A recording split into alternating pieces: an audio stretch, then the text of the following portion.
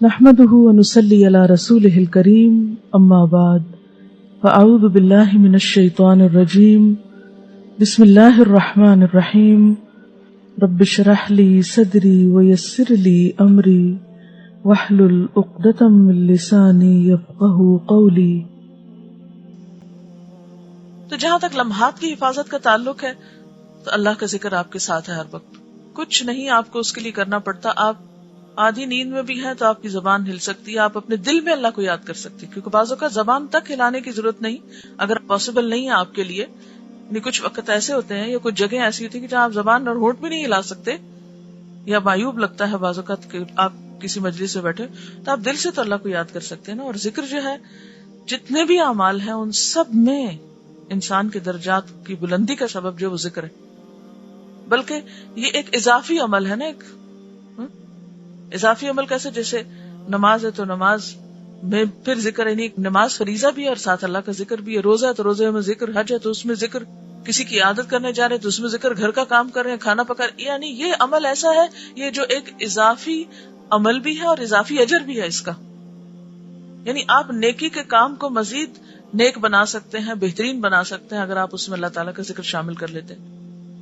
آپ ایک جائز مباح بہترین نیکی کا کام کر رہے ہیں, مثلا آپ کسی کی مدد کر رہے ہیں, کسی کی خدمت کر رہے ہیں, بذات خود یہ ایک بہت ہی بہترین عمل ہے. لیکن اس بہترین عمل کو مزید کیسے آپ بہترین بنا سکتے ہیں؟ مزید اس میں ذکر کر کے. آپ خاموش بیٹھنے کی بجائے, چاہے آپ ایک بہت اچھا اعلیٰ درجے کا کام کر رہے ہیں لیکن ساتھ آپ ذکر جاری رکھ سکتے ہیں. ٹھیک ہے. ایک تو یہ ہے لمحات کی حفاظت اور ان کا بہترین استعمال. اور پھر اس کے بعد یہ ہے کہ علم حاصل کرنا ایک بڑی فضیلت کا کام ہے, لیکن جو ہمارے پاس علم ہے اس علم کو عمل میں لانا, اور پھر اپنے گولز متعین کرنا, اپنے اہداف متعین کرنا, اور پھر اہداف کو اوقات کے ساتھ باندھنا, یہ بے حد ضروری ہے. جو شخص بغیر کسی پلاننگ کے دن کا آغاز کر لیتا ہے, بغیر سوچے سمجھے کہ مجھے کیا کرنا ہے, بس ٹھیک ہے جو سامنے آیا کر لوں گا, تو وہ دراصل اپنے آپ کو ضائع کرتا ہے. تو ہمیں اہداف مقرر کرنے, اور اہداف مقرر کرنے کے لیے پھر ہمیں اپنے رولز دیکھنے. تو آپ سب ایک تو کام آج یہ کریں کہ اپنے اپنے ذرا حیثیتوں کا تعین کریں کہ آپ کے رولز کیا کیا ہیں, آپ کی حیثیتیں کیا کیا ہیں. مثلاً آپ ایک بیوی ہیں, آپ ایک ماں ہیں, آپ ایک بیٹی ہیں, آپ ایک طالب علم ہیں, آپ ایک استاد ہیں, آپ ایک سماجی کارکن ہیں, یعنی وٹ ایور جو بھی آپ ہیں, یہ کس کس حیثیت میں آپ کی ذمہ داریاں ہیں. آپ ایک خاتون خانہ ہیں تو اپنی حیثیتوں کا تعین کیجیے. ٹھیک ہے. اچھا, پھر اس کے اعتبار سے اپنے گولز مقرر کیجیے. آپ کو کہاں, کتنا اور کیا کرنا ہے, اور صرف کیا نہیں کرنا بلکہ اس سے بہتر کیا ہو سکتا ہے, اس سے اعلیٰ کیا ہو سکتا ہے.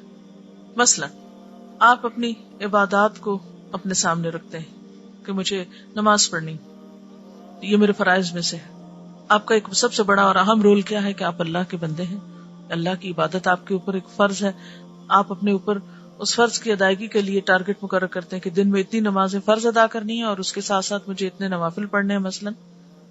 تو اب یہ جو آپ نے اپنے گول مقرر کیا کہ آج کے دن میں مثلا مجھے اتنے نفل پڑھنے ہیں یا فلاں کام اتنا کرنا ہے, پھر آپ اس کو مزید کیا دیکھیں گے کہ اس میں سب سے بہترین طریقہ کیا ہو سکتا ہے, اس میں سنت کے قریب ترین چیز کون سی ہو سکتی ہے.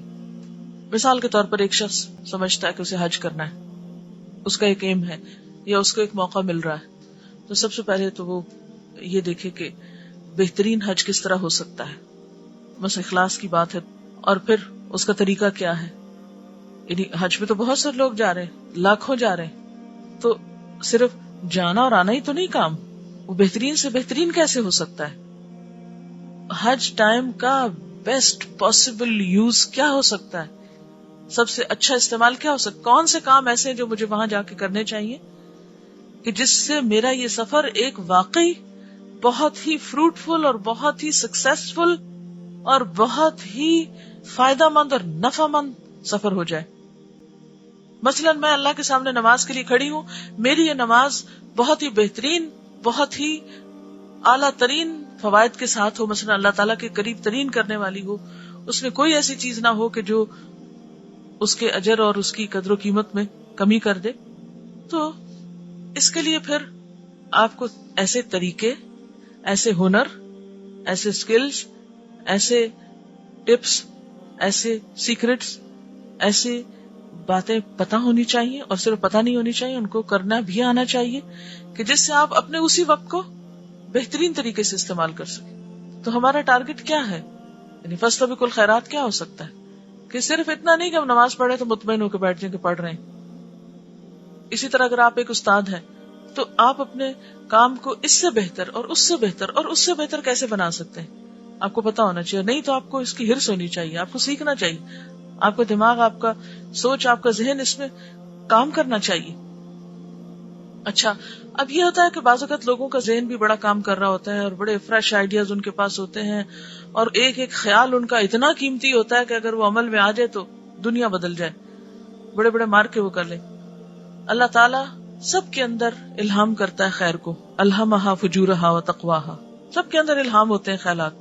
لیکن آخر کیا وجہ ہے کہ سب لوگ اپنے ان خیالات سے فائدہ کو نہیں اٹھاتے؟ کہ آخر کیا وجہ ہے کہ بہت سے لوگ اپنے علم سے فائدہ نہیں اٹھاتے، اور اللہ کی طرف سے جو وقتاً فوقتاً ہماری الہامی رہنمائی ہوتی رہتی، الہامی رہنمائی کے اچھے اچھے آئیڈیاز جو ہمیں آتے رہتے ہیں، جتنے زرخیز ذہن ہوتے اتنے بہترین چیزیں، اور پھر یہ تمنائیں، خیال، آرزویں، میں یہ کر پاؤں، دعائیں، خواہشات، جو نیکی کی خواہشات ہیں، آخر کیا وجہ ہے کہ وہ عمل میں نہیں آ پاتی؟ اس کی کوئی مجھے پریکٹیکل ریزن بتائیں تاکہ ان اسباب پہ قابو پائیں ہم، اور اپنے آپ کو ضائع ہونے سے. ہم سب یہ تو کہتے ہیں اللہ مجھے ضائع ہونے سے بچا لے، الحمدللہ یہ دعا مانگنا آگے اور مانگتے ہیں، لیکن آپ کو معلوم ہے کہ ہر دعا کے لیے 7 کوشش شرط ہے. صرف مانگ کے نہ بیٹھ جاؤ، اس کے لیے کچھ جو تمہیں اللہ نے دیا وہ بھی تو اللہ ہی نے دیا نا، اس کو استعمال کرو، کام میں لاؤ. نمبر 1 اپنی پرائرٹیز نہیں سیٹ کے لکھتے جائیے. ٹال مٹول اور سستی سے کام لیتے ہیں، پلاننگ کے بغیر بس صرف نکل کھڑے ہوتے ہیں اور بس ہو جائے گا جو سامنے آئے گا. غفلت، سستی، بھول جانا. بعض اوقات آئیڈیاز تو بہت اچھے ہوتے ہیں لیکن وہ ایسے نہیں ہوتے کہ تنہا ہم ان پر خود سے ہی کچھ کر لیں، جب تک اس کے لیے ایک اجتماعی روح اور اسپرٹ اور دوسروں کی وتواصوا بالصبر نہ ہو. دیکھیے جو اللہ تعالیٰ نے نقصان سے نکلنے کے طریقے بتائے نا، اس میں صرف عمل صالح تک بات نہیں روکی گئی، اس میں اجتماعیت کی اسپرٹ دی گئی، وتواصوا بالحق وتواصوا بالصبر کی بات کی گئی ہے. ہم خواتین کے ساتھ ایک بہت ہی اہم مسئلہ یہ ہے کہ ہمارے موڈز بہت جلدی جلدی بدلتے ہیں، ہمارے اوپر جذباتی کیفیات بہت شدت سے اثر انداز ہوتی ہیں، جس کی وجہ سے ہم کوئی کام شروع بھی کر لیتے ہیں تو اس میں استقامت برقرار نہیں رکھ پاتے، اعتماد کی کمی ہوتی ہے. اور کیا ہوتا ہے، یعنی ہم اس بات کا انتظار کرتے رہتے ہیں کہ ہم بس جب ایکسیلنس کے لیول پر پہنچیں گے تو تب کوئی کام کریں گے، اور ابھی خوفزدہ ہیں کہ شاید ہم اس لیول پہ نہیں کر پائیں گے. چھوٹی چھوٹی باتوں پہ بہت جلدی ڈسکریج ہو کر جو کام شروع کرتے ہیں، ہر کام کے شروع میں ٹیرنگ پرابلمز ہوتے ہیں، ان کو ہم بہت سیریس لے لیتے ہیں اور مایوس جلد ہونے لگتے ہیں. جو بھی آئیڈیا آتا ہے بس اندھا دھند شروع کر دیتے ہیں بغیر اس کی فیزیبلٹی بنائے. اللہ تعالیٰ سے دعا ہے کہ وہ ہمیں بہترین عمل کی توفیق عطا فرمائے. وآخر دعوانا ان الحمد للہ رب العالمین. سبحانک اللہم وبحمدک نشہد ان لا الہ الا انت نستغفرک ونتوب الیک. والسلام علیکم ورحمۃ اللہ وبرکاتہ.